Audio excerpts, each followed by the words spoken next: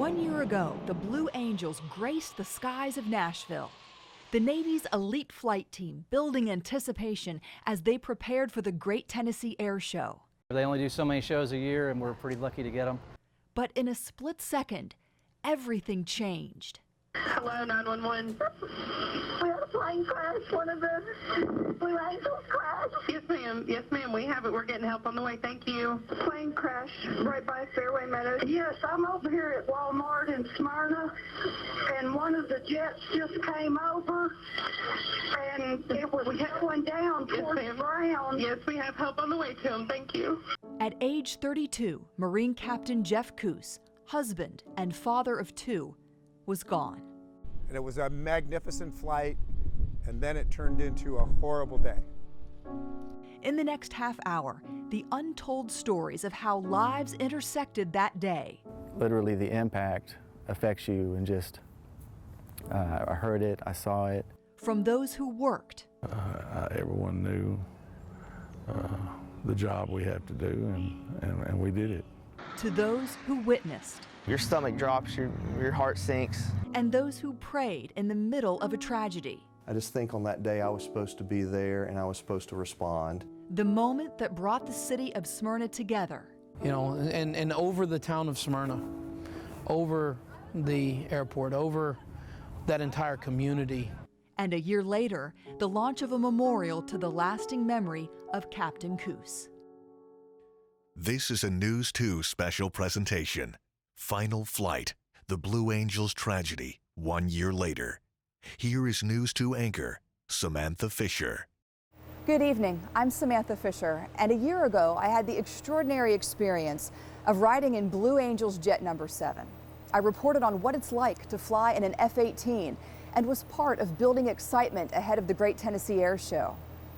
What none of us could have known was the story was about to change in a dramatic and devastating way.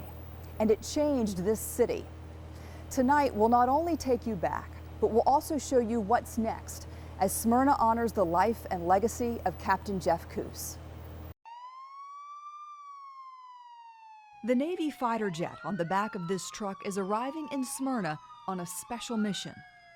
It will no longer take to the skies, but it will honor, forever, a man who did, a man who lost his life 1 year ago. Among the crowd gathered today is a special person, a former Navy admiral. I just have a real closeness with Smyrna and aviation and what this community stands for. Overseeing flight operations at several naval air stations, including Pensacola, Admiral Jimmy Taylor has a special love for the Blue Angels. The fact that I've flown with the Blues and I've flown F-18s and flown air shows with them all over the world, it kind of makes my heart flutter a little bit. It was there, on the beach last year, he watched the Blues fly out, heading to Tennessee for the air show in June. That was the beginning, marked by excitement and anticipation. As the Navy's best return to a place where they are celebrated and embraced. The love this town has for the Blue Angels goes back to the 1970s, and I always say they don't live here, they're not stationed here, but they're part of this community.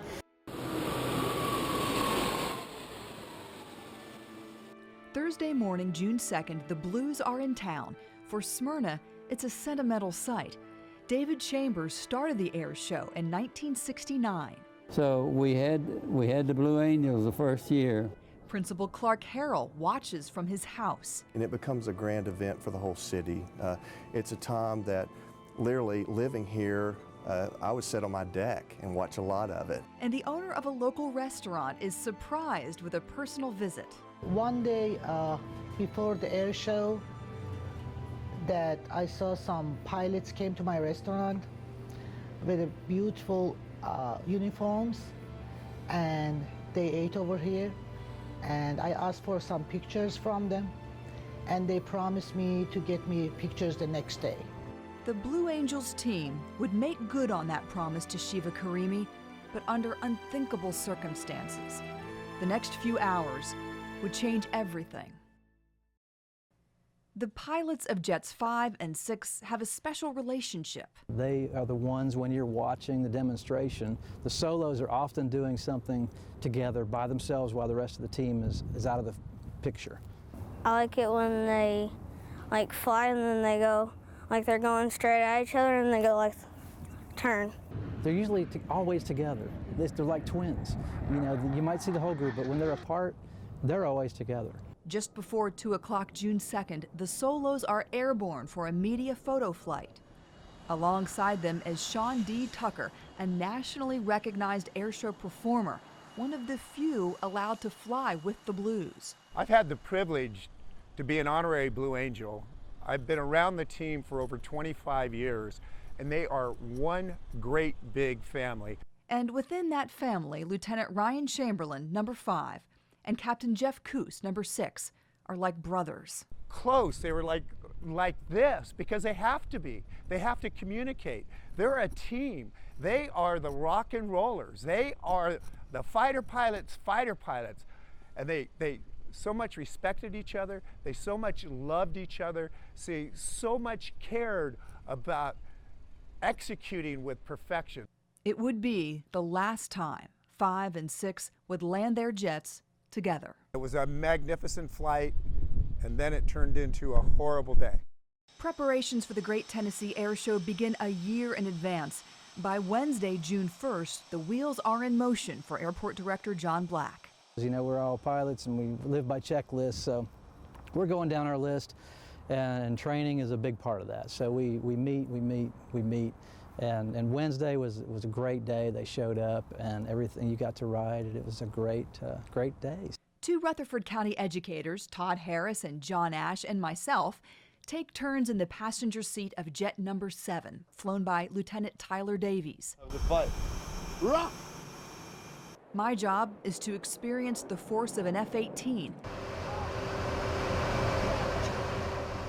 and report back. But it was also personal. My parents came to watch, reliving their days in the Navy when my dad flew A-4 attack jets. It's just something you really kind of relish.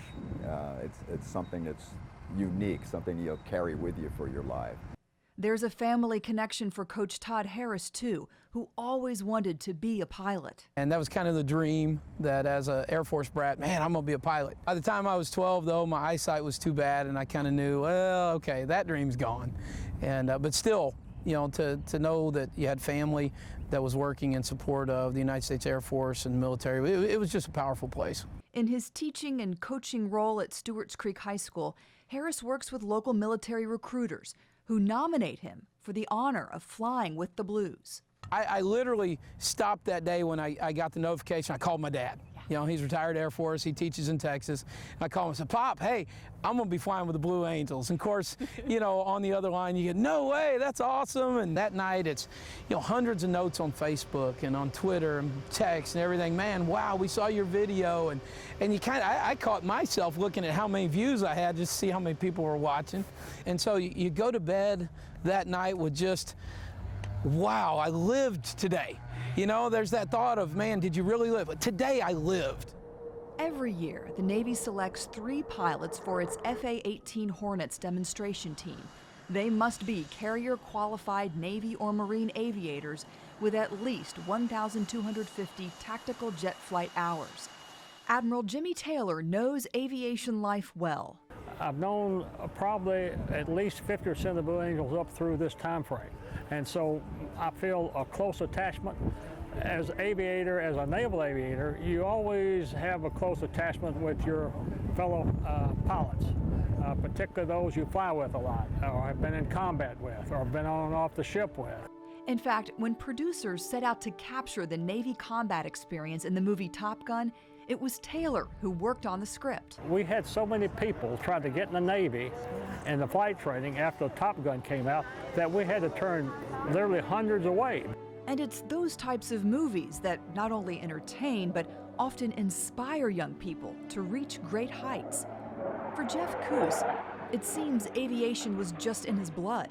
He learned to fly before he even got his driver's license, soloing at just 15 years old.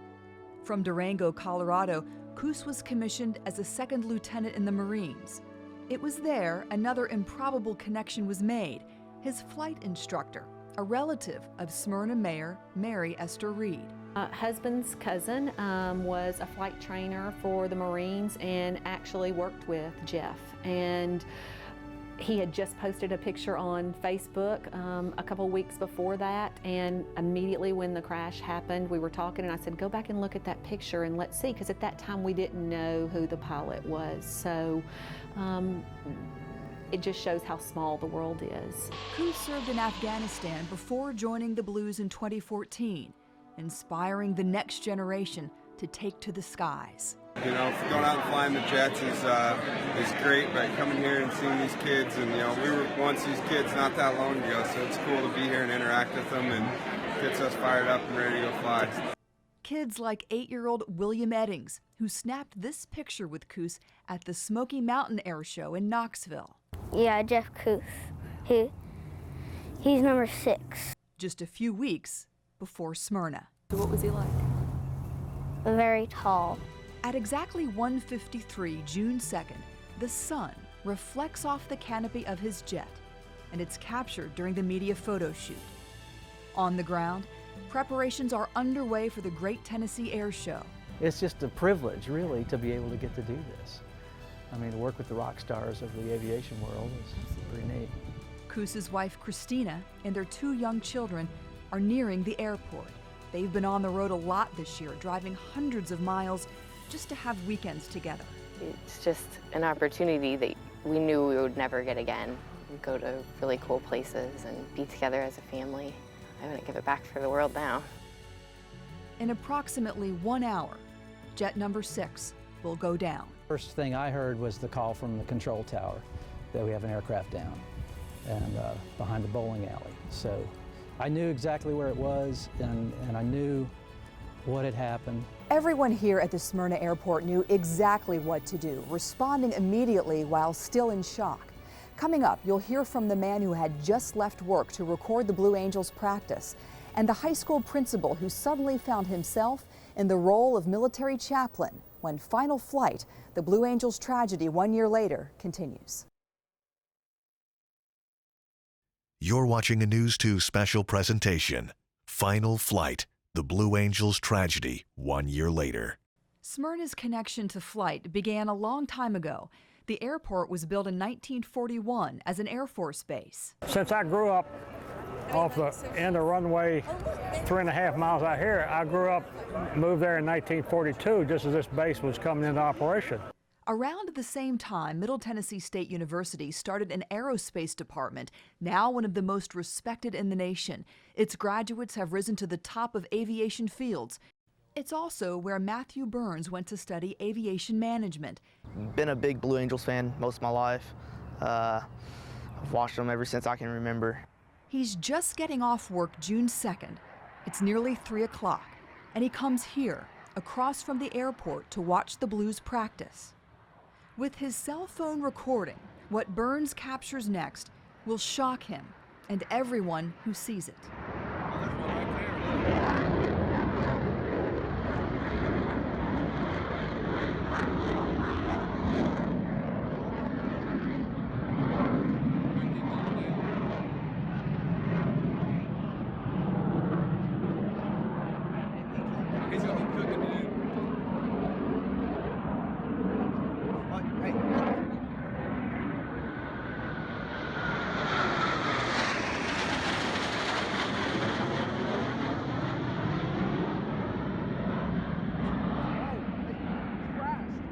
Oh my God. Are you serious? Oh my God. Oh my God. Oh my God. Are you kidding me? I saw him coming down real low. I watched it numerous times. I mean, I can't even begin to tell you how many times I watched it just trying to analyze, what exactly happened. I actually found part of the manual for the Blue Angels maneuvers, trying to figure out, what happened. Did he not go too, high enough? Koos is practicing what's called a split S maneuver. In combat, pilots use it to get out of dodge. The pilot rolls the aircraft 180 degrees, then descends into a half loop. The jet levels out in the exact opposite direction at a much lower altitude. We're watching him go up. He comes back down, and we expect him to come below the tree line and then come back across the runway. But Koos doesn't climb high enough, and his afterburners are still on. At that time, I turn around and look and see the diamond formation. So we watched him fly over, and whenever we turn back around is when we start seeing the smoke. Oh my God.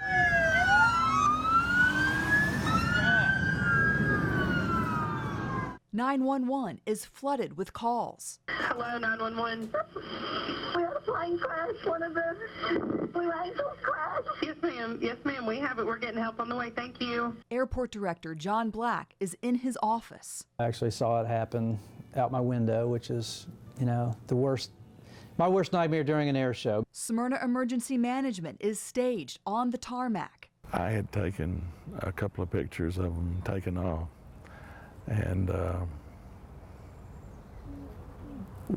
after maybe 15, 20 pictures, turned around, laid my camera back in my truck, and the incident happened. Oh, wow, he crashed.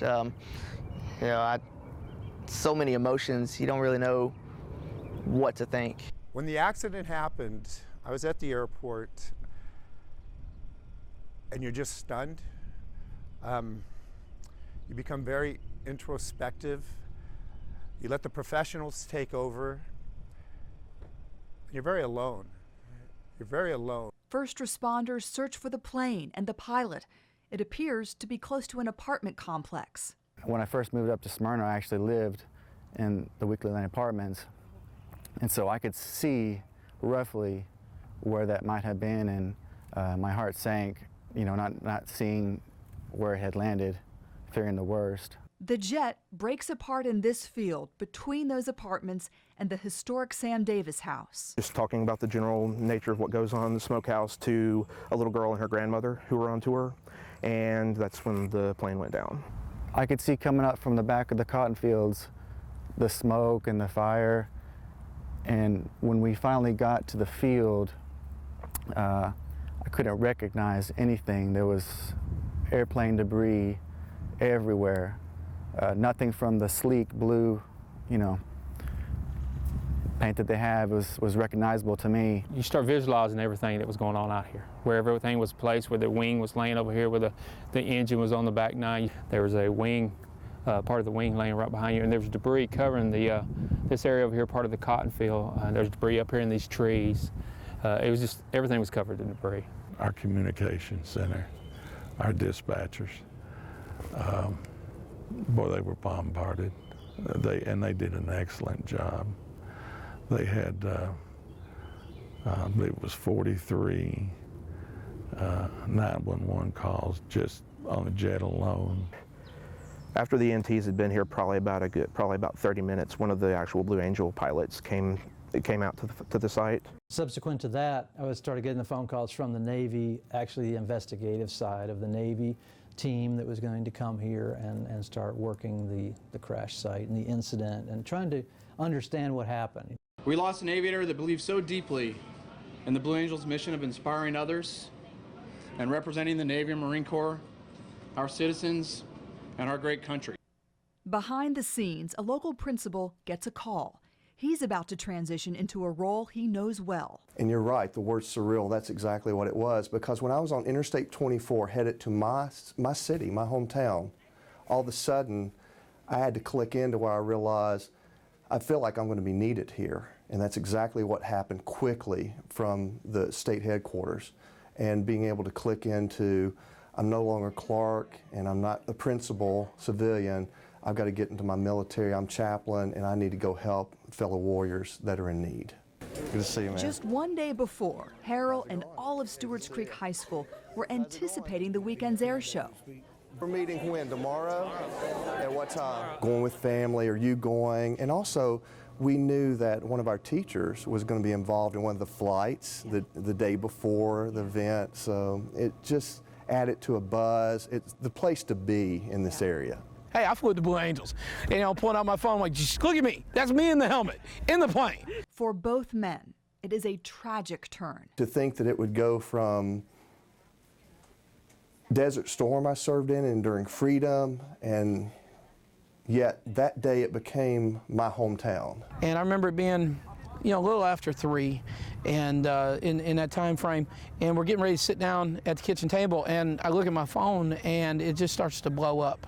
So you have this super duper duper high, and it's followed by this just mind-numbing low that still has questions connected to it.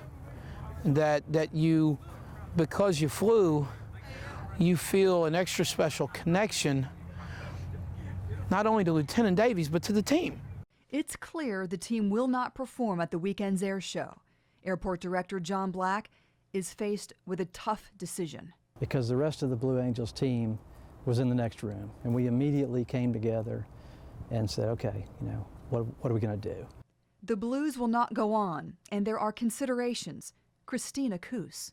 I knew that she was en route because we obviously take care of all their accommodations and know kind of with all their movements. You think more about than anything is the surviving family. To stop and think that his wife and 2 children were just minutes away from the airport itself, that's a kicker. It's hard to swallow. Still in shock, Smyrna gathers to honor Captain Coos. To have that kind of courage, knowing that I've done all I can do and I'm going to save these people, I think that's what he did. While nearby at the hotel where the Blue Angels team is staying, Principal and Chaplain Clark Harrell is counseling everyone from the mechanics to the pilots. It is a highly confidential process, and likely only he and the Navy know exactly what happened. If you piece all the stories together, you know every detail, you know the last word said by Jeff, by everyone. You know the last contents. And uniquely in my position, it's like it's all there. And that's what I carry with me. I can remember every conversation, every deep word and thing that was said, and that's something I keep with myself and I don't share with anyone else. After the crash, a rainbow appears over Smyrna, and lots of people see it. I got to see the top of it, yeah. And it in the Bible, sign from God, yeah. That day, maybe. Certainly something to hold on to, for sure. And over the town of Smyrna, over the airport, over that entire community that was affected. And for one person in particular, the image is very personal. For me, it was Jeff, just saying he was with us. And I've seen a handful of rainbows since, and they're always when I need them most, and I truly believe that he's in rainbows for me. I think that's great that he left that for him. In the months that follow, Smyrna continues to honor Captain Coos and the Blue Angels. And you probably had 3,500 people either lining the field, in the stadiums. They weren't even asked to stand, but as the silent drill team began, everybody stood. There was not a sound. I don't remember a single cell phone sound. And they watched as these Marines, and I know because I talked to their commander, they performed that night in honor of Captain Coos. And plans for something permanent, a memorial that represents how Smyrna feels about the sacrifice of Captain Coos and all who serve in the military. They wanted to see what you see here today. We didn't have a clue how to get a Blue Angel. They said it would be a 3 to 4 year wait. I wrote a supporting letter about the Blues and what was happening here and the kind of support we had. And the 3 to 4 year wait was shortened considerably. How many communities can say they have somebody that was over the Blue Angels that lives in their community? So Rear Admiral helped us get the Blue Angel. It's a healing moment for many who have longed to express their gratitude to the team as they remember what happened 1 year ago. Everybody's been watching it. Everybody talks about it. We all still do. And now today to see the pride that the community had, and so thankful for Mayor Reed and the effort that she and the council put forth to make sure this memorial came to fruition. It's just wonderful. Many here have longed to express their gratitude. The memorial jet represents a respect for Captain Coos and the relationship between Smyrna and the Blues. The next day, actually, some of Captain Jeff Coos' co-pilots came over here and they gave me the pictures, and they told me that because they brought the pictures because they promised. I can probably say there's not a day that goes by that I don't think about it. You know, I pass this spot and the spot where he crashed every day to and from work. There were so many in my city here of Smyrna and Rutherford County, and even that extends to Davidson County and Middle Tennessee, that just wanted to do something. And what I'm glad to say, even a year later, we have that same spirit. And that means a lot, not only to me, but I know to military personnel, and certainly in remembering a warrior that needs to be remembered for his sacrifice, for his country and what he's done, and for the family and his children, that they will know that Jeff will never be forgotten. This very jet was in service with the Blue Angels during the 2016 air show season. It was number 3, and it was in the air the day Captain Jeff Coos went down. Now it's painted with a number 6 for him, and will remain in the hangar here at the Smyrna Airport until the memorial is complete. As for the Great Tennessee Air Show, it and the Blue Angels will be back. In Smyrna, I'm Samantha Fisher. Thanks for watching.